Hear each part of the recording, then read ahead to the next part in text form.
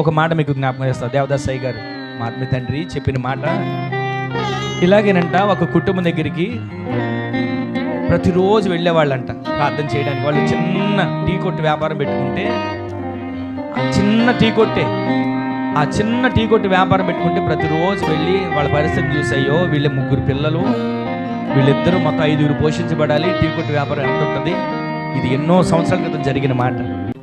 ఎంత ఉంటుంది పాపం, వాళ్ళ ఆదాయం ఎంత, వాళ్ళ కష్టం ఎంత, వాళ్ళ జీవనం ఎంత అని అనుకుని వాళ్ళ దగ్గరికి వెళ్ళి జాలిపడి ప్రార్థన చేసేవాడు. జాలిపడి ప్రార్థన చేసిన తర్వాత అంట ఆవిడ పాపం అప్పుడొక పావలా ఒక గ్లాసులో వేసేదంట.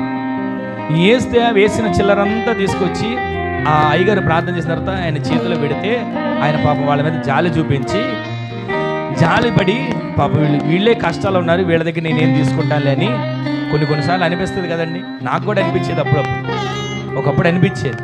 సరే ఇలాగే పాపం వాళ్ళు జాలిపడి వాళ్ళు ఇచ్చిన దాన్ని మరలా వాళ్ళ చేతిలో పెట్టేస్తే ఆయన వెళ్ళిపోయేవాడు.